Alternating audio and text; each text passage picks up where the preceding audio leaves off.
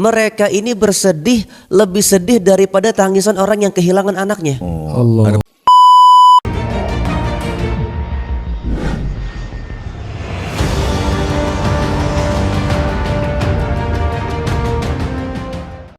A'udzubillahi minasyaitonirrajim. Bismillahirrahmanirrahim. Assalamualaikum warahmatullahi wabarakatuh. Waalaikumsalam warahmatullahi wabarakatuh. Alhamdulillahirabbil alamin wa bihi nasta'in wa ala umuri dunya waddin. Assalatu wassalamu ala asrofil anbiya'i wal mursalin wa ala alihi washabihi ajmain. Amma ba'du. Puji syukur alhamdulillah atas segala nikmat Allah yang diberikan kepada kita sampai pada saat ini kita masih bisa dikumpulkan dalam rangka dakwah di podcast kita, yaitu podcast Tanjakan. Tanya jawab dadakan. Salam dan salam semoga curahkan selalu kepada junjungan kita Nabi besar Muhammad sallallahu alaihi wasallam. Semoga kita semua termasuk umatnya yang senantiasa melaksanakan sunnah-sunnah yang beliau ajarkan kepada amin, kita semua. Ya Allah ya Rabbal alamin. Semua kita dikumpulkan di yaumil akhir nanti dan mendapatkan syafaat dari beliau. Amin ya Allah. Bertemu lagi dengan kita podcast Tanjakan. Ada saya pembawa acara yang sudah tidak digaramkan lagi, tidak asing lagi.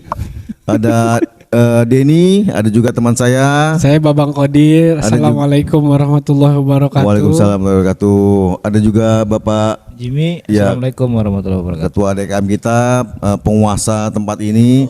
Ada juga guru kita nih, Ustadz yang apa? Yang mau diajak bersusah-susah, begadang-begadang tidur di musola. Masya Allah. Bahkan perjuangannya luar biasa. Biasa aja. Dan perlu kata teman-teman semuanya, podcast kita ini biasanya memang kita siap syuting itu sekitar jam tengah malam. Sekarang sudah jam 1:30-an. Jadi mudah-mudahan apa yang kita lakukan Biar apa sih cerita gitu, biar apa? Manfaat dan juga kita bisa digolongkan orang-orang yang menghidupkan sepertiga malam, insya Allah ya. Kita mau bahas apa Jadi insya Allah malam hari ini teman-teman semuanya kita akan membahas ataupun mengupas isi kandungan dari surat At-Taubah ayat ke-18 yang bunyinya adalah, silakan Pak Denny. A'udzubillahi minasyaitonirrajim. Bismillahirrahmanirrahim. Innama ya'muru masajidallahi man amana billahi wal yaumil akhir wa aqama sholata wa ata zakata wa lam yakhsa illallah fa asa ulaika ayyakunu minal muhtadin. Artinya apa tuh Pak Denny? Artinya kata Allah, hanyalah hamba-hambaku yang mau memakmurkan masjid-masjid, ialah orang-orang yang beriman kepadaku, kepada hari akhir, dan mereka hanya takut kepadaku saja gitu. Dan Allah bilang insya Allah mereka adalah orang-orang yang akan diberi petunjuk, muhtadin. Amin ya Allah. Jadi teman-teman malam hari ini kurang lebih itu tadi yang disampaikan apa isi kandungan dari surat At-Taubah ayat ke-18 yang dimana kita diperintahkan dan Allah menyanjung kepada orang-orang yang memakmurkan masjid-masjidnya Allah, dan pasti dikategorikan langsung sama Allah dia sebagai golongan orang-orang yang beriman ketika dia sudah mulai memakmurkan masjid dan juga tempat-tempat ibadah yang Allah ridhoi. Nah, malam hari ini kita akan lakukan pendalaman, masya Allah, pendalaman, gitu kan? Maksudnya tuh gimana sih Pak Ustadz gitu? Yang dimaksudkan memakmurkan masjid-masjidnya Allah itu kategorinya itu seperti apa? Kadang kita cuma tahu berjamaah, gitu. Setelah itu lepas selesai. Nah, yang dimaksud dengan Allah ini kategori sebagai orang yang memakmurkan masjidnya Allah itu seperti apa Pak Ustadz? Begini, pada ayat surah At-Taubah ayat ke-18 ini pakainya kalimat innama, sesungguhnya. Jadi ada dua versi kan, ada inna, ada innama. Itu beda. Kata para ulama, kalau menggunakan kalimat innama bimakna sabat, maknanya tetap, tidak akan berubah-ubah. Kalau innama, maka innama ya'muru masajidallah, sesungguhnya selalu yang memakmurkan masjid-masjidnya Allah siapa? Man, isi mausul, siapa mereka? Amana billahi, yang punya keimanan kepada Allah, subhanallah, yaumil akhir, dan keimanan kepada hari akhir. Nah, para ulama tafsir mengatakan sebagai bentuk kategori memakmurkan masjid selama kita punya perhatian. untuk menghidupkan masjid, untuk menegakkan apa-apa yang Allah perintahkan. Baik itu sholatul jamaah, baik itu kegiatan kajian agama dan kegiatan-kegiatan yang lain yang merupakan perintah-perintah dari Allah Subhanahu wa Ta'ala. Oh, jadi seperti itu Pak Denny. Nah, sedangkan kadang ada orang yang memakmurkan masjidnya itu mungkin hanya dengan sholat berjamaah aja tuh. Kadang ada musola atau masjid yang kegiatannya cuma rutinitasnya hanya sholat berjamaah aja. Kadang nggak ada kajian ta'lim. Nah itu masuk ke dalam kategori yang memakmurkan masjid atau enggak itu, Pak Ustaz? Sholatul jamaahnya atau ta'lim? Bukan, maksudnya musola atau masjidnya tersebut. Begini, fungsi utama dari masjid adalah untuk melaksanakan sholatul jamaah. Fungsi utamanya. Akan tetapi banyak kegiatan-kegiatan lain yang menjadi kegiatan pendukung agar terlaksananya sholatul jamaah ini bisa mencukupi syarat sah, bisa lebih sempurna, bisa memenuhi secara adab. Nah, maka dari itu peran kajian, peran ilmu ini tidak kalah penting daripada mendirikan sholatul jamaah. Kewajiban sebagai pengurus ataupun jajaran DKM, selain kita tentunya mengajak masyarakat untuk sholatul jamaah di masjid atau di musola, kita sebagai tokoh agama dan setiap elemen masyarakat yang berkewajiban untuk memakmurkan masjid atau musola, kita punya tanggung jawab untuk mencerdaskan jamaah. Karena thalabul ilmi diadakan di musola atau masjid itu kan ada perintahnya juga di surat Al-Mujadilah ayat 11. Betul. Karena begini, karena tidak selamanya pelaksanaan sholatul jamaah itu lancar, efektif. Pasti ada kendala-kendala yang kendala tersebut hanya bisa diatasi dengan ilmu syariat ataupun ilmu fikih. Ilmu fikih. Itu. Jadi seperti itu golongan kategori yang memakmurkan masjid ataupun musola. Nah, itu kan kalau untuk sesi apa ya? Bukan sesi tapi untuk kategori masjid ataupun musola yang makmur. Nah, kalau dari pribadi orangnya sendiri Pak Ustadz, apabila dia sudah punya, aduh kok gue nggak enak ya kalau nggak sholat jamaah, itu udah masuk kategori orang yang memakmurkan masjid belum? Hatinya terpaut dengan musola masjid. Maksud saya begitu tuh. Jadi intinya gue tuh kalau ngapa ya kalau nggak sholat berjamaah gitu, kayaknya bawaannya gimana gitu, nggak enak gitu atau ada ganjelan. Nah, kayak begitu. Itu udah masuk ke dalam kategori golongan orang-orang yang memakmurkan masjid atau belum kalau yang seperti itu? Insya Allah orang yang merasa sedih ketika ketinggalan sholatul jamaah, hati orang tersebut memiliki cahaya keimanan. Di dalam kitab-kitab tasawuf, para ulama-ulama sufi ini jika mereka ketinggalan sholatul jamaah, bukan gak sholat nih ya, ketinggalan sholatul jamaah, mereka ini bersedih, lebih sedih daripada tangisan orang yang kehilangan anaknya. Allah. Ada penyesalan di situ ya. Sekarang coba lihat orang tua yang kehilangan anaknya menangisnya seperti apa. Nah, pernah nggak kita ketinggalan sholatul jamaah menangisnya lebih dahsyat dari itu? Enggak. Nah, kenapa? Karena lemahnya pengetahuan kita tentang fadilah keutamaan untuk melaksanakan sholatul jamaah. Gitu. Itu kenapa di beberapa ayat ya, kayak di Al-Baqarah 155 itu ujungnya 157 ulaika alaihim salawatu mir rabbihim warahmah wa ulaika humul muhtadun. Jadi yang dimaksud petunjuk dari Allah tuh itu kalau saya maknai sendiri ya Pak, bukan terkata sempat ikut tafsir juga. Muhtadun itu orang yang diberi petunjuk, itu hadiah terbesar dari Allah Subhanahu wa taala. Apa itu maksudnya begitu? Begini, termasuk ayat tadi yang kita simak sama-sama At-Taubah ayat 18. Orang yang memakmurkan masjidnya Allah adalah orang yang punya iman kepada Allah dan juga hari akhir. Kemudian wa aqama shalah wa ata zakah, mendirikan salat, membayar zakat. Walam yakhsya illallah, dia hanya khasyah kepada Allah.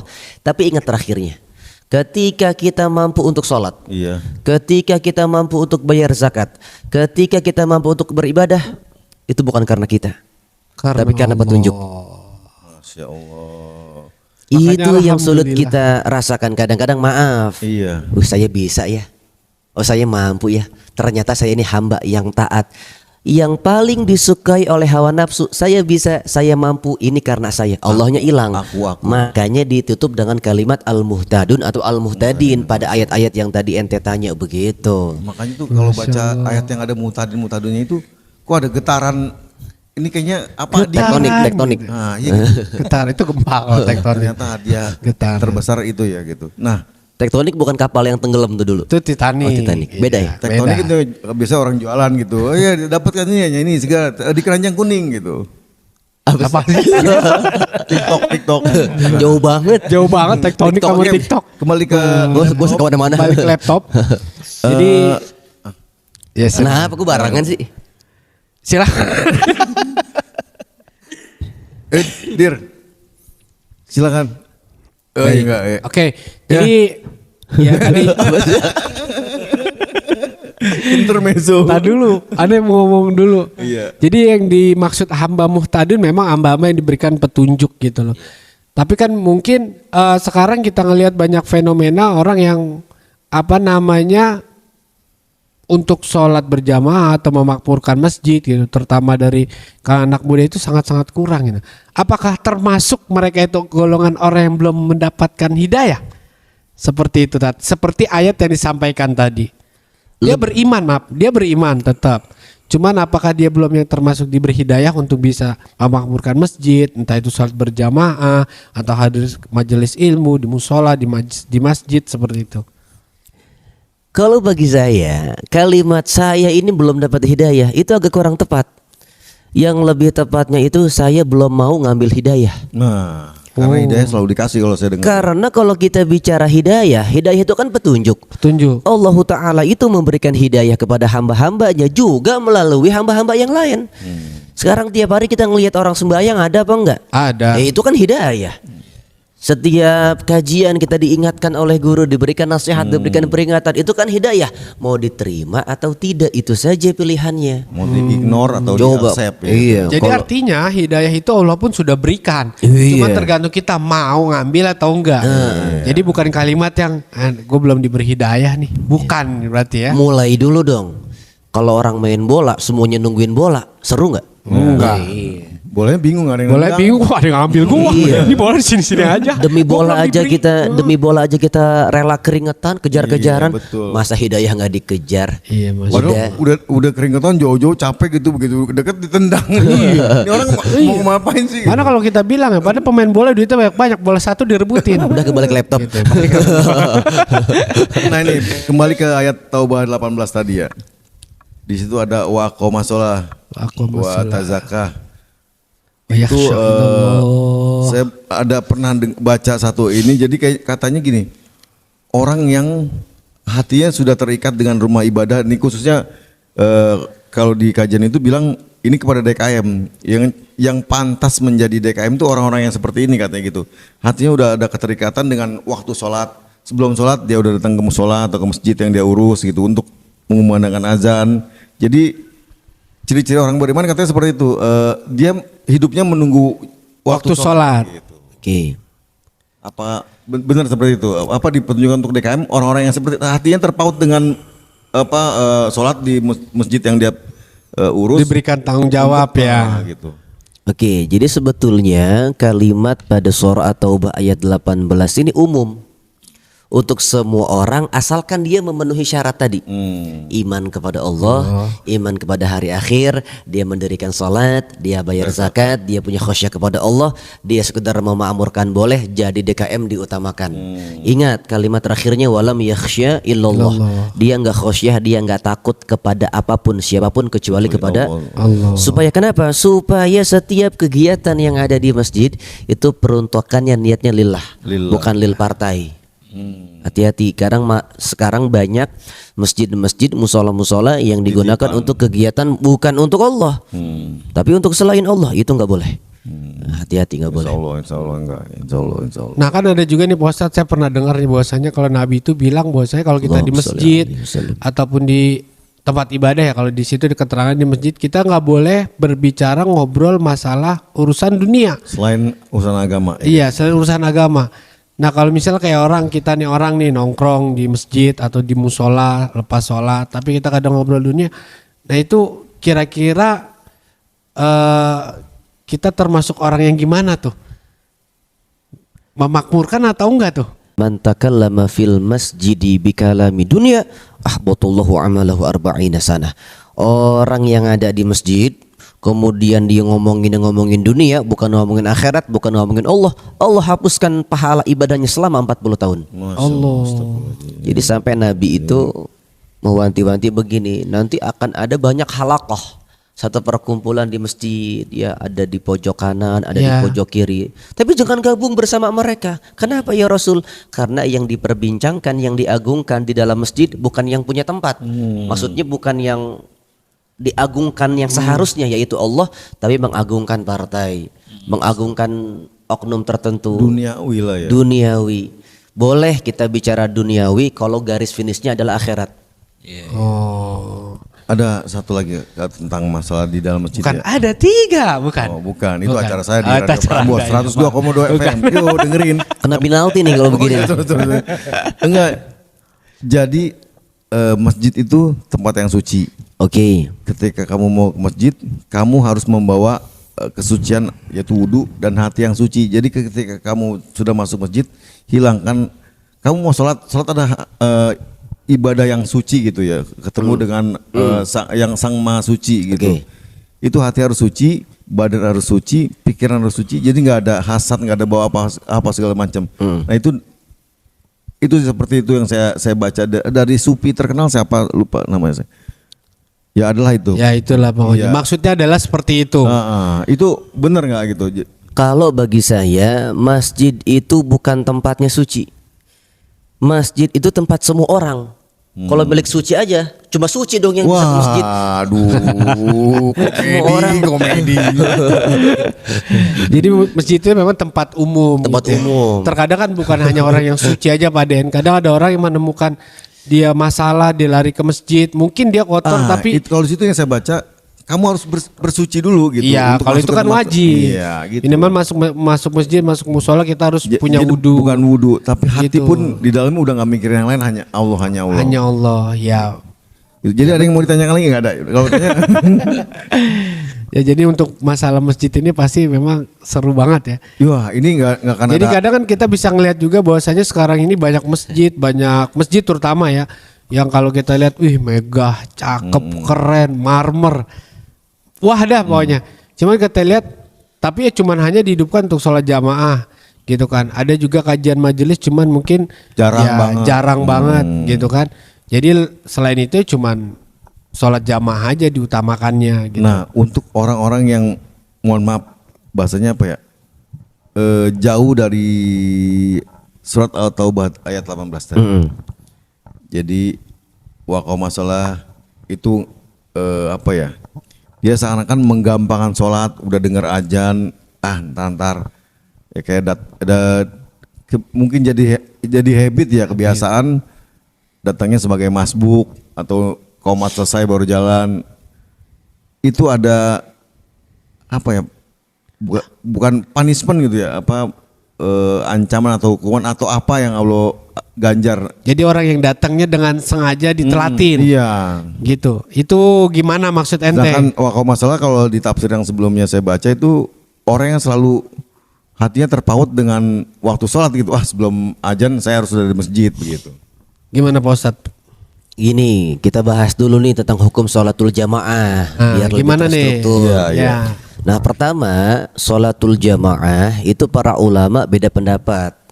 Bahkan dalam mazhab Syafi'i pun beda pendapat. Imam Rafi'i mengatakan sholatul jamaah itu hukumnya sunnah muakkadah. Sementara Imam Nawawi berpendapat sholatul jamaah itu hukumnya fardu kifayah. Jadi dalam pandangannya Imam Nawawi, apabila di satu tempat tidak ada masyarakat yang melaksanakan sholatul jamaah, maka satu kampung terkena dosanya. Itu fardu kifayah. Penting nih untuk melaksanakan sholatul jamaah. Nah terus bagaimana supaya orang ini mau untuk melaksanakan sholatul jamaah begini? Allah Ta'ala itu memberikan kewajiban sholat kepada kita bukan untuk memberatkan kita, tapi justru untuk memberikan hadiah. Ingat, asal muasal dikukuhkannya perintah sholat ini kan hadiah dalam peristiwa Mi'raj. Hadiah dari Allah kepada baginda Nabi Muhammad. Yang tadinya 50 jadi 5 itu kan. Nah ingat nih, yang dilibatkan sama Nabi Muhammad bukan cuma personal beliau, tapi juga setiap umatnya. Umati. Coba sekarang kalau seandainya Bapak Jimmy Peter dapat undangan dari Bapak Presiden, senang apa tidak? Senang. Wah senang sekali.